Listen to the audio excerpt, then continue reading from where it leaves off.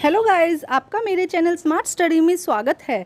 आज हम शिक्षा निदेशालय की तरफ से दी जाने वाली वर्कशीट नंबर 14 करेंगे, जो कि क्लास 7th की है और विषय है सामाजिक विज्ञान राजनीतिक विज्ञान।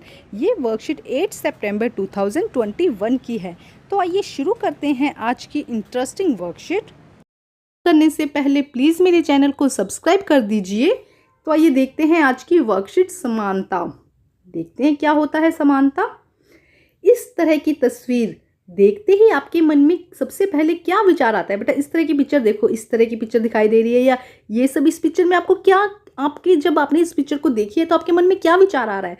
देखो, देखते ही सबसे पहले इलेक्शन, वोट, ये हमारे दिमाग में विचार आ रहा है। आपके दिमाग में भी यही आया होगा बच्चे। देखो, जब भी इलेक्शन होता है तो इस तरह से फिंगर पर क्या लगता है, निशान लगता है। ये वोटिंग आईडी कार्ड हो गया, ये देखो ये भी वोटिंग आईडी कार्ड हो गया, और ये वो मशीन हो गई जिससे क्या किया जा रहा है, वोटिंग, जिससे वोटिंग होती है ना। तो आइए देखते हैं क्या लिखा है बेटा।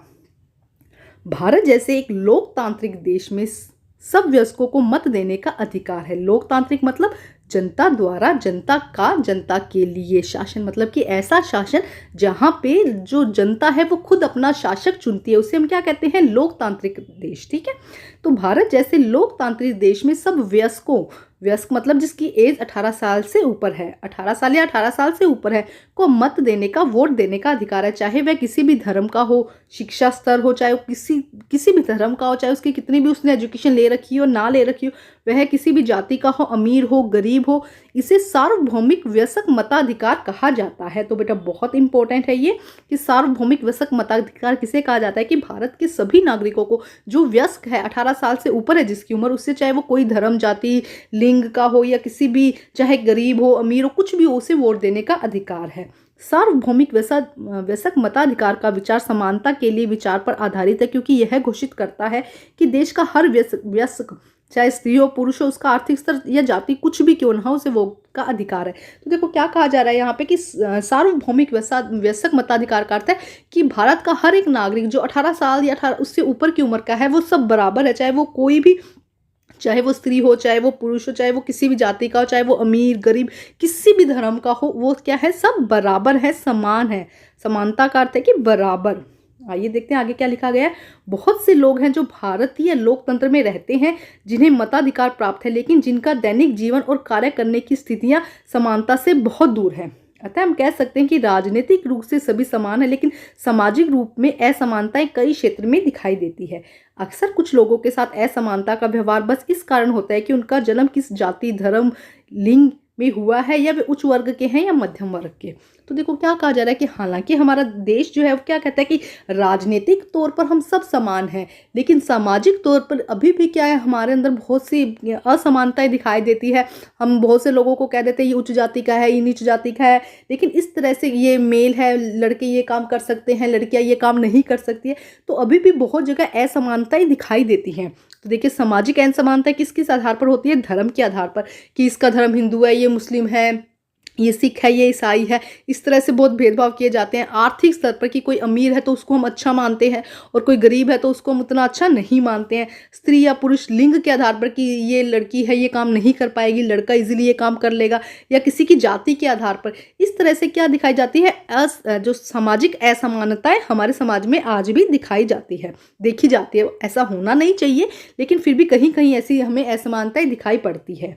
आगे देखिए क्या लिखा गया है। जब लोगों के साथ असमानता का व्यवहार होता है तो उसकी गरिमा को ठेस पहुंचती है, और हर कोई सम्मान और गरिमा का हकदार है। तो देखो, जब किसी को हम कह देंगे भाई तुम बहुत अच्छे हो, अगर तो किसी भी जाति का जन्म है, हमने उसको कह दिया कि भाई वो तो बहुत अच्छा है, और किसी दूसरी जाति के जन्म को हम कह देते हैं कि ये तो बेकार है, ये अच्छा नहीं है, तो उसकी गरिमा को, उसके आत्मसम्मान को कितनी ठेस लगती है। तो क्या कहा गया है कि सभी के साथ हमें सम्मान और गरिमा का सबको अधिकार है। भाई हर किसी को, वो जब इस धरती पे जन्मा है तो उसे पूरा सम्मान और गरिमा का अधिकार है, चाहे वो किसी जाति धर्म किसी से भी हो। अब देखो आगे क्या लिखा गया है। सन 1975 में बनी फिल्म दीवार फिल्म में जूते पॉलिश करने वाला एक लड़का उसके काम की फेंक कर पैसे को उठाने से इनकार कर देता है। वह मानता है कि उसके काम को भी गरिमा है, उसे उसका भुगतान आदर से किया जाना चाहिए। तो देखो ये फिल्म दीवार 1975 में बनी थी, अमिताभ बच्चन की मूवी है। उसमें एक सीन दिखाया गया था जिसमें क्या कहा गया था कि जो ये यहाँ पे जूते पॉलिश करवाए इन्होंने तो पैसे फेंक कर दिए। तो तब ये कहते हैं कि भाई देखो, चाहे मैं जूते पॉलिश कराऊँ, चाहे मैं कोई भी काम कराऊँ, लेकिन मेरा भी एक सम्मान है, तो मुझे भी पैसे हाथ में दो। तो इस तरह का उस मूवी में एक सीन था बेटा, वो यहाँ पे दर्शाया गया है। तो आइए देखते हैं, इसका यहाँ पे कहने का तात्पर्य ये है बेटा कि सब व्यक्ति का सम्मान होता है, हमें किसी की भावनाओं को कभी ठेस नहीं पहुंचानी चाहिए। आगे देखो क्या दिया गया, कुछ शब्द दिए गए हैं, उनका मीनिंग देखते हैं। वयस्क मतलब 18 या उससे अधिक वर्ष की व्यक्ति की जो आयु होती है, 18 या 18 से अधिक उम्र वाले व्यक्तियों को हम क्या कहते हैं, वयस्क। समानता, बराबर होने की अवस्था, विशेष स्थिति, अधिकार या अवसरों को, मतलब कहीं पे भी समानता का मतलब है कि सब बराबर हैं। हर एक काम में, अगर किसी नौकरी के लिए अगर सबको समान मतलब मौके मिलने चाहिए, सब अवसर समान मिलने चाहिए, तो भारत में सभी लोग क्या है, समान हैं। गरिमा, इसका तात्पर्य अपने आप को दूसरों व्यक्तियों को समान योग्य समझने का, मतलब गरिमा का मतलब है कि बेटा सब व्यक्ति क्या है, चाहे वो किसी जाति धर्म से क्यों ना हो, सबको क्या है, समान अवसर मिलने चाहिए, सबको क्या चाहिए, सम्मान चाहिए, सबका सम्मान करना चाहिए हमको, हमें कभी किसी की भावनाओं को ठेस नहीं पहुंचाना चाहिए। नेक्स्ट है लोकतंत्र, बेटा बहुत इंपॉर्टेंट है। बेटा ये जो 4 पॉइंट दिए गए हैं 1 2 3 4, ये भी आप अपनी नोटबुक में लिखिएगा। ये वर्ड्स हैं, बहुत इंपॉर्टेंट वर्ड्स यहाँ पे दिए गए, जिसमें से सबसे ज्यादा इंपॉर्टेंट बेटा लोकतंत्र, समानता भी, वयस्क सभी बहुत इंपॉर्टेंट है। आप अपनी नोटबुक में ये 4 पॉइंट्स भी लिखेंगे। देखो लोकतंत्र का मीनिंग क्या है, एक सरकार जिसमें लोगों की सर्वोच्च शक्ति निहित होती है।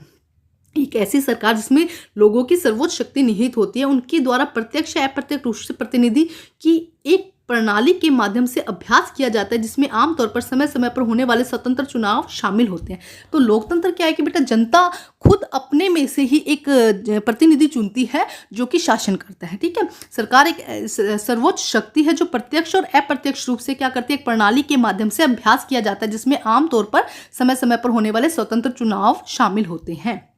ठीक है स्टूडेंट, आगे देखते हैं क्वेश्चन आंसर देखते। देखिए क्वेश्चन नंबर 1, सार्वभौमिक वयस्क मताधिकार को परिभाषित कीजिए। तो बेटा मैंने अभी आपको शुरू में ही बता दिया था कि बहुत इंपॉर्टेंट है। तो ये है बेटा आंसर नंबर 1।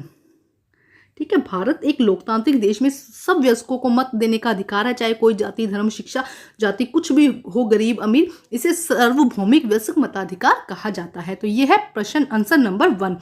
अब हम करते हैं आंसर नंबर 2। क्या आप चुनाव में वोट डाल सकते हैं, यदि नहीं तो क्यों? पहले तो बताओ, आप खुद सोचो कि क्या आप वोट डाल सकते हैं बेटा।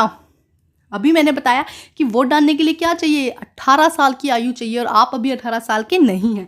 तो आप क्या लिखेंगे कि नहीं, अभी हम वोट नहीं डाल सकते। क्यों? क्योंकि हमारी उम्र अभी 18 साल की नहीं है, और भारत का संविधान ये कहता है कि भाई 18 साल या उससे अधिक आयु के लोगों को ही वोट डालने का अधिकार है। तो आइए करते हैं इसका आंसर हम। तो देखिए बेटा आंसर नंबर 2, नहीं, मैं अभी वोट नहीं डाल सकता, या सकती लिख दीजिएगा गर्ल हो तो, मैं अभी वोट नहीं डाल सकता क्योंकि मेरी उम्र अभी 18 साल नहीं है।